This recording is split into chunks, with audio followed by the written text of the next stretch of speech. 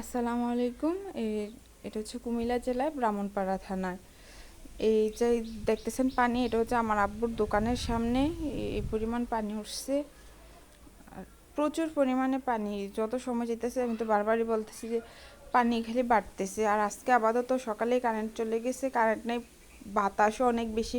এখন এই ভিডিওটা গতকালের, আজকে আরও অনেক বেশি। আর এই পানির জন্য ছেলেরা, আমাদের বাড়ির পাশেই গাছ ছিল, কলা গাছ, তো এগুলা কাইটা কেটে আপাতত যাতায়াতের জন্য নৌকার যেহেতু কোনো ব্যবস্থা নেই, কোনো একটা ব্যবস্থা তো করতে হবে।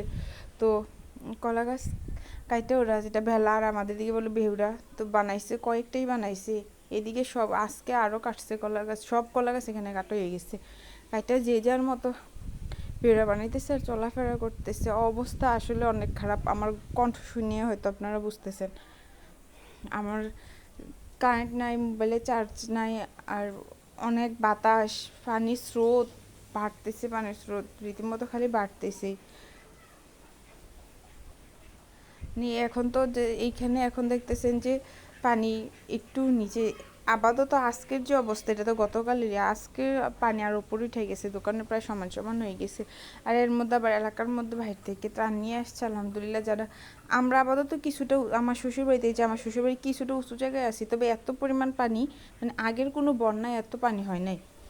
বাড়িটা যেহেতু উঁচু জায়গায়, তো আপাতত পানি নিচে আছে, তো যাতায়াতের রাস্তা, সব রাস্তা আমাদের বন্ধ। এই পাশে তো গলা সমান পানি হয়ে গেছে, চারপাশে আমাদের ঘরের চারপাশেই পানি। এগুলো হচ্ছে রাস্তার পাশ, এই রাস্তার মধ্যেও পানি। আর পিছনের যে আছে, আর অন্য সাইড, ওইদিকে আরও বেশি পানি, শুধু পানি আর পানি। এই যে দেখেন, এটা হচ্ছে আমাদের বাড়ির সামনের অবস্থা। বাড়ির সামনে এই পরিমাণ পানি। এই যে এই যে আমাদেরটা একটু মানে সমান হয়ে গেছে প্রায়, এই যে আমাদের বাড়ির প্রায় সমান হয়ে গেছে এখন, বা আজকে পানি বাড়িতে পানি ঢুকতেছে, অনেক পানি। তো আর কি, সবাই দোয়া করবেন। আর যাক, আলহামদুলিল্লাহ যে এখনও রান্না বান্না করে খাইতেছি। প্রচুর বাতাস আর শব্দ